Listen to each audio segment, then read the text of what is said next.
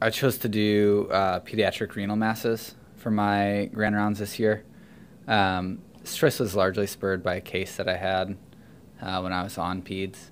And I realized that it's a topic that gets tested, and it's a topic that we see pretty rarely. It was the first real renal mass in a pediatric case that I'd seen. So I thought it warranted sort of some further digging. This is my disclosure slide. Yeah. So as far as sort of a general outline of what my plan of things to go over is, I'm going to start with the malignant pediatric renal tumors. I'm going to start with Wilms. That's kind of the big one that everyone talks about the most, and I'm going to spend a fair amount of time on that. But I also wanted to talk about the other malignant pediatric renal tumors, the rhabdoid, clear cell sarcoma, and renal, in quotes here, neuroblastoma. I wanted to then move on to benign pediatric renal tumors, talk a little bit about multilocular cystic nephroma, mesoblastic nephroma, multicystic dysplastic kidneys, and then a quick case presentation, and then a conclusion.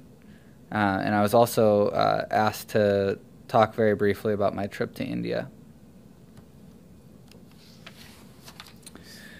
So I think this discussion would be lacking something if we didn't at least briefly touch on renal embryology, as it can affect some of these disease processes. So very, very briefly, the pronephros degenerates after the first 4 weeks, and it is for the first 4 weeks functions as a kidney. And the mesonephros does the same thing, except for it degenerates after the 8th week, and it degenerates except for the gonadal ridge, which has some other important embryologic implications later that I think Hugh's planning on presenting a more in-depth embryological review. And then the metanophros, which ascends, internally rotates 90 degrees, and differentiates eventually into the mature kidney with a propriuteric growth. So I'm going to go ahead and start with malignant pediatric renal tumors, and specifically Wilms. So it's also known as a nephroblastoma, and it's the most common primary malignant renal tumor in children. It accounts for about 6 to 7% of all childhood cancers, and there's a slight female predominance in the U.S. Generally, Wilms tumors present at the age of 3.5 to 4 years. However, there's some caveats to that. The first one is bilateral Wilms tumor generally presents earlier, at about 2.5 years of age. And Wilms tumor is very rare in the newborn. If a newborn has a mass, it's more likely to be a congenital mesoblastic nephroma or a neuroblastoma. And the most common presentation of a Wilms tumor is an abdominal mass, and specifically a large, smooth, and firm mass that rarely crosses the midline.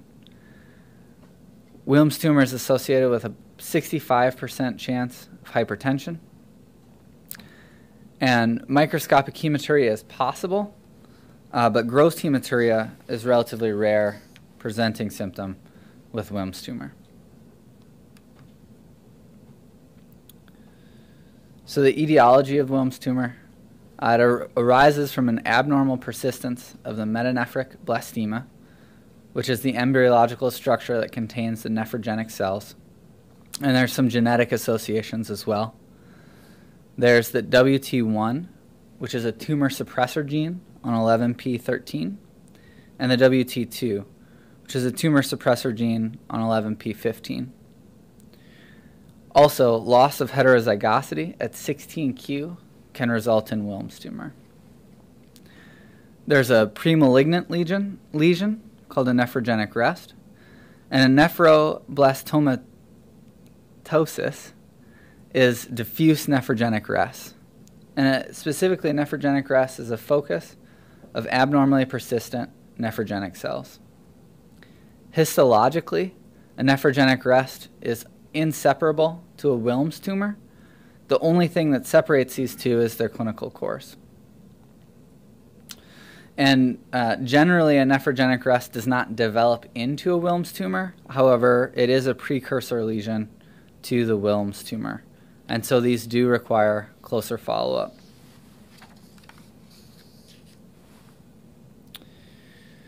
There's also a fair number of associations with Wilms tumor. So in a broad sense, there are genitourinary anomalies that occur in about 5% of cases with Wilms. These would include things like ectopic kidneys, fused kidneys, hypoplastic kidneys, ureteral duplication, hypospadias, cryptorchidism, and ambiguous genitalia. Hemihypertrophy occurs in about 3% of the cases of Wilms, and this can be ipsilateral or contralateral to the side of the lesion.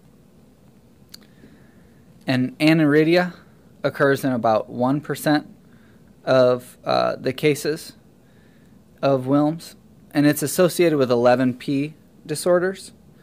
Interestingly, 33% of patients with aniridia will develop Wilms. I forgot to mention that the hemihypertrophy is also associated with 11p disorders. There's also the Denz-Drash syndrome, which consists of Wilms tumor, intersex disorder, glomerulopathy with proteinuria, and it's associated with that WT1 gene I touched on earlier. And the Wager syndrome, Wilms, aniridia, genitourinary abnormalities, and mental retardation. And it's associated also with the WT1. And about 30% of these patients will end up developing Wilms. Beckwith-Wiedemann syndrome, which is multiple growth abnormalities, specifically visceromegaly, gigantism, hemihypertrophy, omphalocele, and macroglossia. And this is associated with the W2 that I spoke of earlier, and about 5% develop Wilms tumors. And then there's a lot of other associations, mixed gonadal dysgenesis, trisomy 18, Perelman syndrome, and a few others. And also of note, about 5 to 10% of patients with Wilms tumor develop von Willebrand disease, and that becomes important for my next slide, specifically the evaluation of a pediatric renal mass. So an appropriate H&P is very important, and the H&P should focus specifically on those associated findings that I talked about in the previous slide: aniridia, genitourinary abnormalities, etc. Due to the high association with hypertension, blood pressure measurement should be taken at the time. And then coagulation and bleeding lab work should be done, including platelets, bleeding time, PT, PTT, and this is, of course, to the risk of von Willebrand disease. A CMP and a CBC is also recommended. And if neuroblastoma is suspected, then urinary catecholamines should be drawn as well, or obtained as well. The initial imaging of choice is with an abdominal ultrasound. This can also visualize the liver as well as caval thrombus if it's present. And for Wilms tumor specifically, it will have a heterogeneous echotexture. Following the ultrasound, if that is suspicious for a solid renal mass, CT can be obtained, and then a chest CT to evaluate for pulmonary metastasis. And the reason that the chest CT would be so important is that the most common site of metastasis for Wilms tumor is the lungs, followed by the liver, and then bone and brain. If there is bone pain, an elevated ALK phos, or an elevated serum calcium, this could lead to a bone scan to further evaluate the risk for metastasis. I wanted to also touch on bilateral Wilms tumor as bilaterality will affect treatment to a large degree. So 5% of patients will present with bilateral Wilms tumor. As I mentioned earlier, there's a younger age of presentation for bilateral disease, and nephrogenic rests are always present in bilateral disease. However, or importantly, the presence of rests should be concerning and increase your suspicion for bilateral disease. And following surgery, if there was ipsilateral nephrogenic rest or nephroblastomatosis, then that obviously increases the patient's risk for a metachronous Wilms tumor and changes your surveillance of that patient. So on to treatment here for Wilms. Generally, surgical excision is the first step in the treatment algorithm, and it's generally done through a transverse supraumbilical incision. So important points to this would include peritoneal evaluation, specifically looking for METs. So evaluate the entire abdomen when you're there, and remember that liver would be the second most common site of metastasis. If METs were to be found at this point, then you would close and change your treatment plan to primary chemo if they couldn't all be resected. The renal vein should always be evaluated, as 20% have gross renal vein involvement, and therefore looking basically for tumor thrombus intraoperatively. And then preoperative imaging will greatly affect how you treat the contralateral renal unit.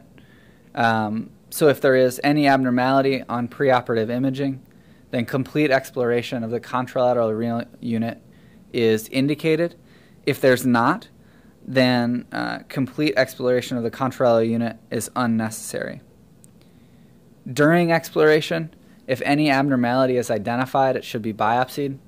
And the two that are sort of mentioned from what I read would be clefts or discoloration. Those can be indicative of nephrogenic rests or Wilms. And if those come back as Wilms, then you'd close and treat accordingly. Furthermore, the incidence of the bilateral disease is about 5 to 7%. So complete resection is an important point. So if there is a tumor thrombus in the vena cava, it should be resected.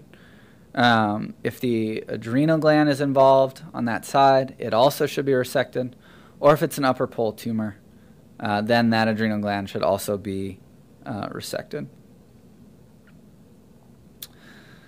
So now to the less sort of clear-cut points.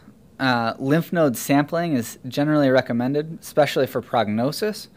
However, formal lymph node dissections do not improve survival and may increase complications.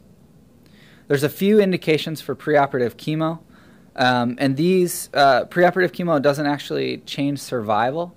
It can, however, turn a mass from unresectable to resectable, and specifically bilateral Wilms tumor or extensive intracaval involvement or an unresectable mass would be the indications for chemo before surgery. And partial nephrectomy has been done, especially in cases where renal preservation would be important. You do need to take a normal renal parenchyma. You need a good margin of normal renal parenchyma around the mass or the lesion. And renal failure is generally low after nephrectomy at less than 1% at 20 years. However, the associated syndromes can increase that risk, specifically Wagger and DDS.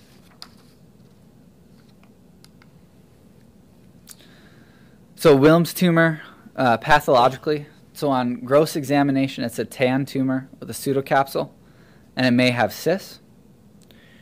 Microscopically, all three tissue elements need to be present for the diagnosis of Wilms tumor to be made. So stroma, epithelial cells, and blastema. Histologically, about 5% fall into the category of unfavorable. And what that looks like under the microscope would be nuclear enlargement. So nucleus is greater than 3 times the size of the adjacent cells. Nuclear hypochromasia, abnormal mitoses.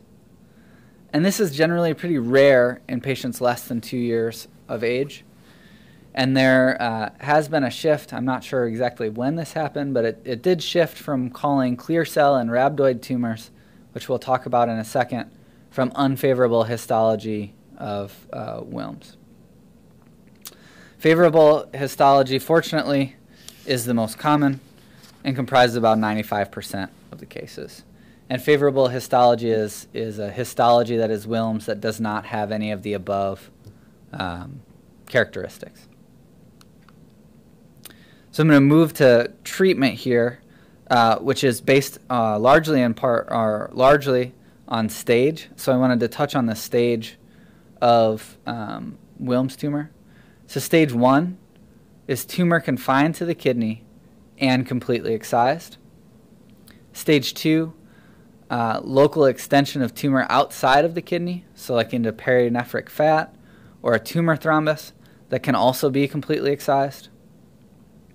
Stage 3, incompletely resected intra-abdominal tumor. So if there's intraoperative tumor spillage, positive margins, non-hematogenous intra-abdominal spread, or biopsy prior to resection. And that changes the treatment greatly. So a biopsied, what would have been a stage 1, if it gets biopsied, you'll see the difference in how that's treated and why that's such a big deal. Stage 4, hematogenous mets to non-regional nodes, and non-regional nodes. And 5 would be bilateral tumor at diagnosis. So the treatment algorithm I broke down into favorable histology and non-favorable histology. So starting with the favorable histology, stage 1, if the patient's age is less than 2 years old and the tumor was less than 550 grams, all they need after surgery is surveillance. At age greater than 2 or tumor greater than 550 grams, they get 2-agent chemotherapy with vincristine and actinomycin D. And stage 2, they all receive the 2-agent chemo of vincristine and actinomycin D. And stages 3 through 5 get, with favorable histology, get 3-agent chemo consisting of doxorubicin, vincristine, and actinomycin D, as well as radiation therapy. So now moving to unfavorable histology. Stage 1 with unfavorable histology, they get the 2-agent chemo, so the vincristine and actinomycin D. And you remember that had this patient had favorable histology, they would have just gotten surveillance after surgery, assuming they're less than 2 and the mass was less than 550 grams. Stage 2 through 4, if there's focal anaplasia, they'll get 3-agent chemo with doxy, vincristine, and actinomycin D, as well as radiation therapy. However, if there's diffuse anaplasia on histology, they get 5-agent chemo, the 3-agent plus cyclophosphamide and etoposide, as well as radiation therapy. After their treatment, these patients need to have fairly close follow-up. The recommended follow-up includes an H&P, an abdominal exam, a CMP, a UA every 3 months. If the histology is unfavorable or the stage was relatively high, 3 or 4, with favorable histology, and any stage with nephrogenic rest, they need an ultrasound every 3 months, which makes sense looking for contralateral disease given the rate of bilateral disease. If there's favorable histology and it's stage 1 or 2, then less imaging can be warranted. And these patients receive chest x-rays every 3 months because the first site of metastasis is to the lungs. So if radiation is used, then follow-up for malignancies of the bones in the areas that have been radiated is required. And generally this is done annually for the first, or until bone growth is complete, and then every 5 years after that. So most of the recurrences occur in the first 2 years, so surveillance is most aggressive during those first 2 years, and then can be decreased after those first 2 years. And then if metastatic lesions were identified intraoperatively, then imaging of the metastatic sites is important. So if in your chemotherapeutic regimen you use doxycycline, then it's important to continue to monitor for heart disease, specifically because doxorubicin carries a 4 to 17% risk of heart failure.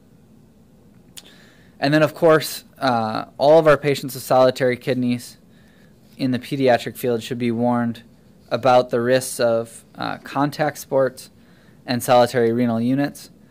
It's not necessarily contraindicated, however, it'd be an important thing so that they're an informed patient. So relapse for Wilms tumors. Lung relapse is the most common site. Treatment of relapses includes surgery, radiation, and chemo. And the chemo depends on what chemo they got previously.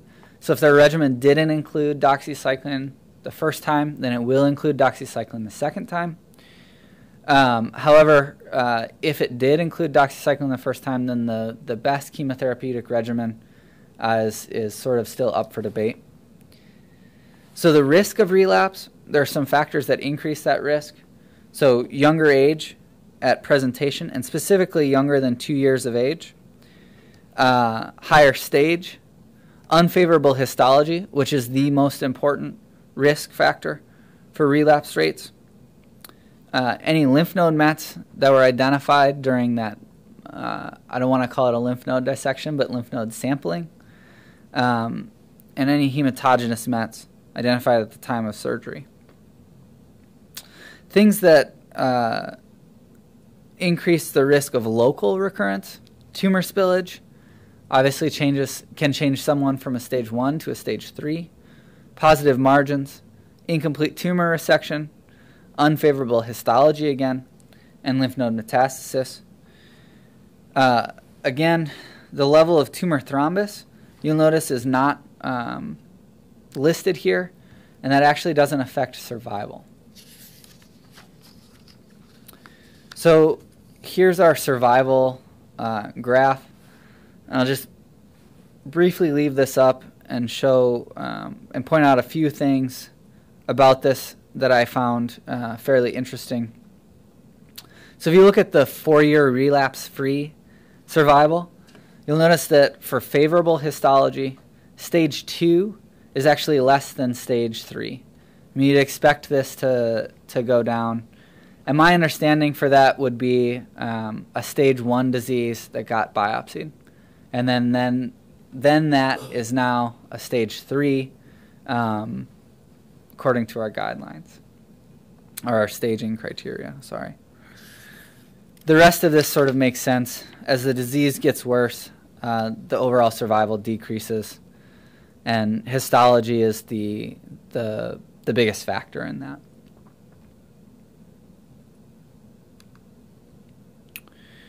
So I'm going to switch from Wilms here to a couple other malignant pediatric renal masses. And I'm going to touch on rhabdoid tumor. This comprises about 4% of pediatric malignant renal tumors. And it is a sarcoma, again, not a unfavorable histological type of Wilms. The mean age of diagnosis is just over a year at 13 months. And the most common metastatic site for the rhabdoid tumor is the brain. And this means that a brain CT or MRI is warranted because these metastases are so common. It has the worst prognosis of all the pediatric renal tumors. And the survival, so a 4-year relapse-free survival, for example, at any stage is only 25%, and the 4-year overall is 26%. Treatment of a rhabdoid tumors with nephrectomy, chemotherapy consisting of carboplatin, etoposide, and cyclophosphamide, as well as radiation therapy. The clear cell sarcoma is the next malignant pediatric renal tumor I'd like to talk about. And the mean age of diagnosis of this mass is 3 to 4 years old. It primarily metastasizes to the bone, so much so that it has been called the bone metastasizing renal tumor of childhood. And 50% of patients present already metastatic to bone.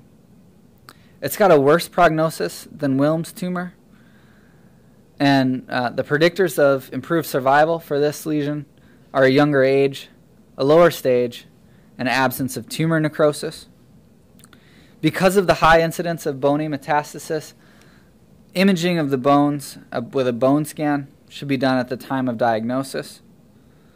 And treatment consists of nephrectomy, chemotherapy, and radiation. And the chemotherapeutic regimen consists of doxycycline, vincristine, actinomycin, cyclophosphamide, and etoposide. The survival for clear cell sarcoma. So the 4-year relapse-free survival, any stage, 65%. And the 4-year overall survival, any stage, 75%.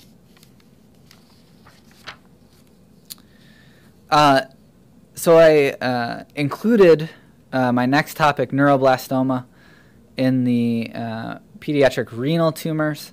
It's not a renal tumor, but the presentation is similar enough that it warrants sort of fitting in here, in my mind at least. And it arises from the cells of the neural crest that form the adrenal, or really anywhere along the sympathetic chain. About 50% arise from the adrenal gland and 75% arise from the retroperitoneum. And their location dictates how these tumors act and how aggressive they are. Epidemiologically, about 8 to 10% of childhood cancers are neuroblastomas.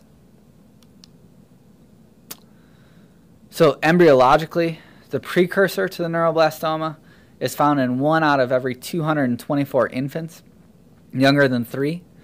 And this finding has changed how we approach the treatment to this disease, suggesting that since most regress spontaneously, it may be reasonable for more aggressive watchful waiting in this disease. The presentation of this disease varies fairly wildly. So abdominal pain or palpable mass is the most common. However, you can get periorbital ecchymosis from metastatic disease, neurologic deficits secondary to cord compression. 70% of these patients will present already metastatic. You'll have catecholamine release that can mimic a pheochromocytoma, which is why you get the urinary catecholamines, if you remember back to the workup slide. And VIP secretion can produce watery diarrhea in these patients. So again, 95% of the patients have elevated metabolites of catecholamines. And on imaging, a KUB can identify a calcified abdominal or posterior mediastinal mass, and intratumoral calcifications and vascular encasement on CT can help differentiate neuroblastoma from Wilms. So age at presentation and site of presentation affects survival. So age less than 1 year yields an improved prognosis, while an adrenal presenting location gives a worse prognosis. And the treatment for this disease for low-risk patients is nephrectomy, and then chemotherapy is only warranted in this group of patients if the malignancy recurs or if there's an NMIC amplification and unfavorable histology. And then high-risk tumors get chemotherapy following resection. So to sort of wrap up, generally our survival for what I've touched on so far, or will touch on in a second, I've got the table here showing a decreasing survival with the diseases listed on the left.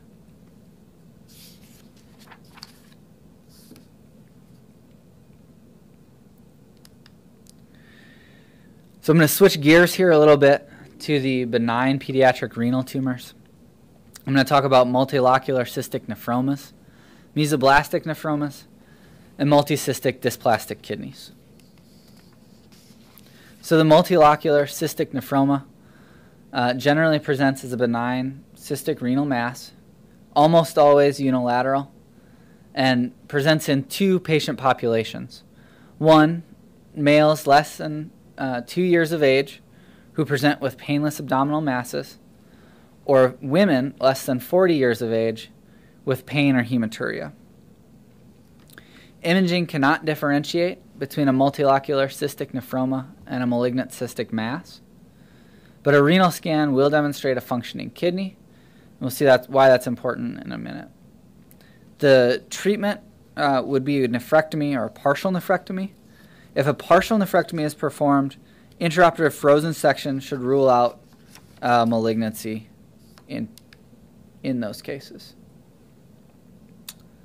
The pathology for this disease, the gross pathology demonstrates a well-circumscribed, non-calcified mass with fibrinous capsule surrounding non-communicating cysts. And microscopically, the cysts are separated by fibrous septa.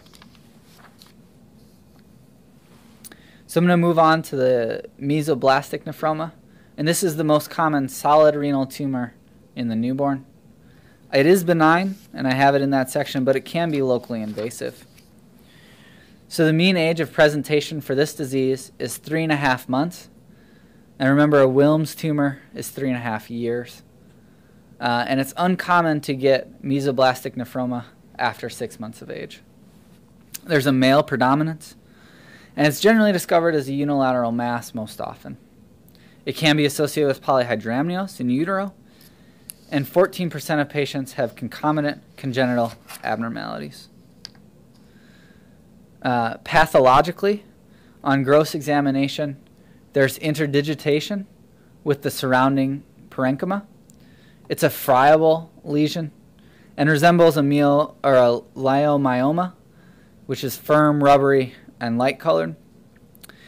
There's not a capsule to this tumor or this lesion, and there's no calcifications. Microscopically, spindle cells infiltrate the renal parenchyma, which makes sense with the gross examination. And there's two sorts of microscopic variants. There's a classic with rare mitotic figures and a cellular that has many mitotic figures. And the cellular variant is more likely to be metastatic. So imaging cannot reliably differentiate this mass from malignant lesions. And for treatment, nephrectomy with wide local excision. Wide local excision and great care during nephrectomy to prevent tumor spillage. And tumor spillage would increase the risk of local recurrence. If surgery is done before 3 months of age, those patients end up having a lower recurrence rate than afterwards. And surveillance is still recommended for these patients. So now I'm going to move on to multicystic dysplastic kidneys. And this is a congenital benign cystic dysplasia of the kidney. And it's caused by an early atresia of the ureter after ureteric ingrowth into the metanephros. It presents, generally it's found as a childhood abdominal mass and can be incidentally discovered on prenatal ultrasounds. It's associated with vesicoureteral reflux on the contralateral side to the tune of 20 to 40% of cases, and so much so that voiding cystourethograms are indicated in these patients. It's also associated with a UPJ, which is interestingly caused by late atresia of the ureter after ureteric ingrowth into the metanephros on the contralateral side, in about 3 to 12% of the cases.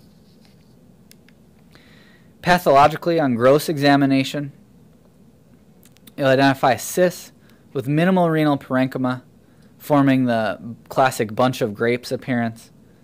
The ureter is also usually atretic. Histologically, there are primitive tubules that are not organized into nephrons, and ectopic cartilage is often present in this disease. So on imaging, for the multicystic dysplastic kidney, a renal scan shows minimal to no function, which makes sense with the lack of parenchyma. Ultrasound here will demonstrate non-communicating, which is in contrast to hydronephrosis, cysts, and minimal parenchyma, again consistent with the gross examination. And the communications may actually exist in the multicystic dysplastic kidney. However, they're so small that they cannot be picked up on ultrasound. And MCDK can involute completely into a nubbin or disappear entirely. Hypertension occurs in about 8% of these patients. And the treatment is generally, if the patient gets symptomatic from their multicystic dysplastic kidney, then a nephrectomy can be warranted. However, due to the association with hypertension, serial blood pressure measurements would be an important consideration. And then UPJ and VUR should be treated as they would in any other patient with a solitary kidney.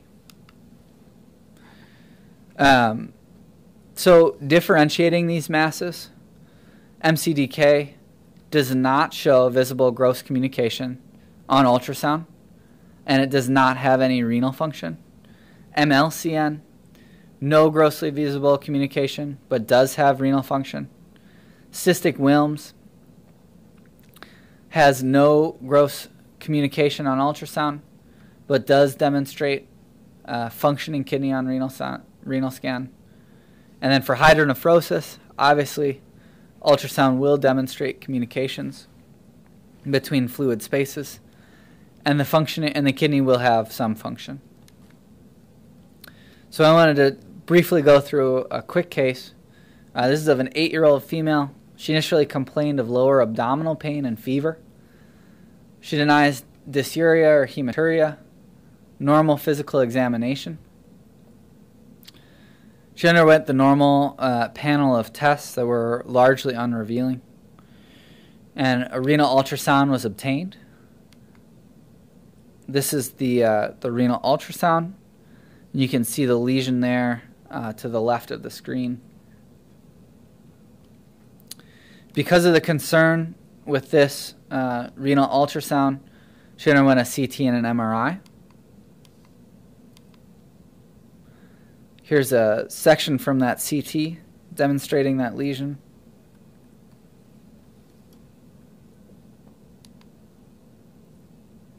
And a T2 weighted image of the MRI also demonstrating that lesion.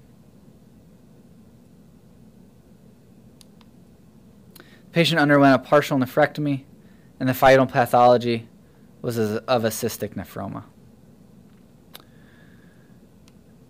So I was asked to sort of briefly present a little bit about what I did a couple of weeks ago in India while I was here. So I'm going to switch gears here quickly. So again, no disclosures. My volunteer opportunity was in Bhopal, India. And this is a pretty representative, I think, example of sort of Bhopal. We've got a cow in the middle of the street that we're about to drive down, and a wild dog, which were both really fun to sort of get to encounter. I was able to spend 4 days working with underprivileged patients in Bhopal, and I worked with Dr. Raju Thomas in the middle here, and Katie Rise, who is a 5th-year resident at Baylor. This is us on one of our off days doing a little sightseeing. So in a standard day kind of looked like this. We'd wake up in the morning. If I woke up early enough, I'd go for a walk in an adjacent park with some wild peacocks. And then I would sort of get to the hospital, and we'd do rounds in the morning. And it was ward style. So this is a representative image of one of the wards, just a long rectangular room with the patient's cots sort of lined up in rows. And you just rounded. A lot of the things that we take for granted, like IV poles, were not available. So you can see to the right of this image, there's an IV hanging. It looks like it used to be for CBI, based on what I'm seeing there. And you can't really tell, but there's over each row of cots was a wire that was just hung from one end of the room to the other. And that's what they hung their IVs on. Here's an image of us rounding. Most of the people in this image, but some of the Indian doctors who traveled and volunteered with us are rounding with us too. They were pretty invaluable, particularly for communication. This is our pre-op area, and you can see that the patients would sometimes even have to hold their own IV bags up. And here's a representative example of the OR. I'm doing a TURP here on the left, while anesthesia gets the patient on the right ready with their spinal. All of the anesthesia was spinal, and they were able to place it at the T10 level, which gave us pretty good coverage. The wards were sort of run by a few other volunteers during the day while we operated, which was also pretty invaluable, which kept us sort of moving and operating in the OR. And it was pretty much walk from one case to the next case. Doesn't really get much more efficient than what we did. We did about 35 cases on the days that we did full caseloads. Majority of those were PCNLs and TURPs. We've got a few other representative images. This is me trying to figure out how to get my own access with some of the local surgeons. We did 3 major cases while I was there: a urethroplasty, a common sheath re-implant for an ectopic ureter, and a UPJ obstruction in a pediatric patient with a horseshoe kidney and a retrocable ureter. During the re-implant, the power went out about 3 times during the case, which was a first for me. The support staff was incredible. They kept us going. After our day in the OR, we'd head back to our sort of lodging, have dinner, go to bed, and get set up for another day. I had to spend some time sightseeing as well, which was incredible. And I can't recommend this trip highly enough. I think sort of if I had to pick only 3 things that were sort of the big highlights or the most important things that I got out of going. Number 1, it personally for me gave me a little bit of time to sort of stop and think about why I became a physician, and allowed me to have some self-reflection on that. And it's very easy to lose sight of that in the normal sort of day-to-day workload. And that sort of re-grounded me, or this trip re-grounded me.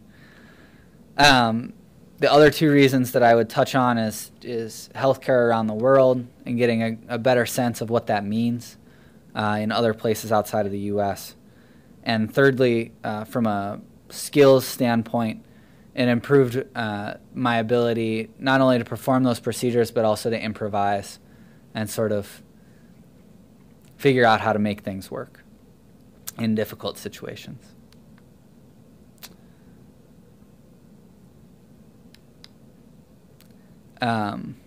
And that's the end of my show. What questions do you guys have? What kind of EMR do they have? So they unsurprisingly do not have an EMR.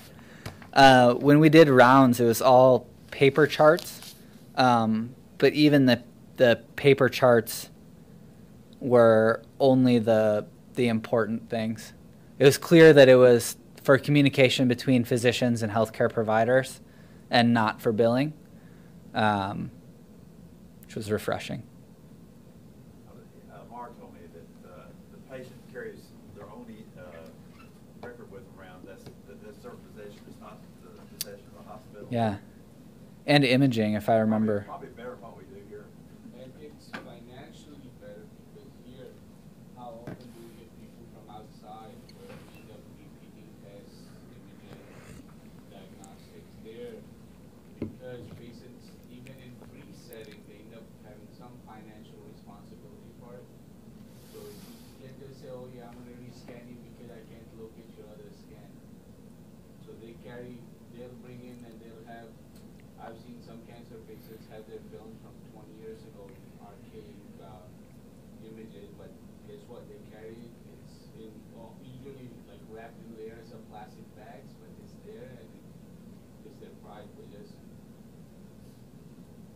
Yeah. Hey, going back to your talk on Wilms, Yeah. talk to me about spillage. Ever since I've been in this arena and I've heard the pediatric oncologists get all fired up about what defines spillage, and maybe Dan can help you comment on that. So my understanding, and I'm not 100% sure, so please correct me if I'm wrong, but my understanding is that breakage in the capsule of the mass would constitute tumor spillage, or an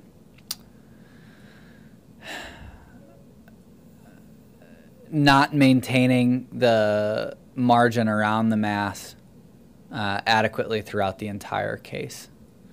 That's So every my... tumor that gets biopsied is considered spillage, I would assume.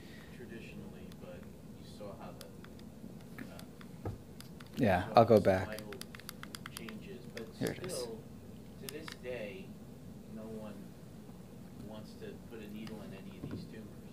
To the point where the Europeans, right, the nitwits have one way of doing things, and the Europeans just, they don't have any histology before they start chemotherapy in any of those cases. And then they go and they get the residual tumor. But spillage is a wide group, and it's not, spillage is not incomplete resection. I mean, you get in there and the tumor's everywhere and you can't get it. Spillage is when you're operating and you're in a plane and you get too thin, and or you put your finger in the tumor, or you're dissecting around and you know you thin out and you rupture the tumor. Okay. So, and I mean the histology for spillage is roughly the same as incomplete or local recurrences. So that's why I think they group it that way. Now, the second question I had was, I know these are rare enough and it's hard enough to get this data in adults, but what's the yield on biopsy in pediatric? What's the yield? Yeah, what's the yield in biopsy in pediatric masses? Like how accurate are they? Because adult ones, I mean, to go back cross-reference, 20%. adult ones, when I was when they did, we used to say 70%, 60%. Now, most of the cities will tell you it's about 80 to 90%. So, we have kind of made some headway with how we use it. The truth is, I don't think there's any good data because there's so few pediatric renal biopsies, so few of them, and I've never even really done one. I've done biopsies for medical renal disease, and the biopsy rate for adequate biopsies is about 80-ish%. But I don't think anybody sticks these tumors because we're afraid that, it's going to change it really does change the survival. I mean, it really, it is a different survival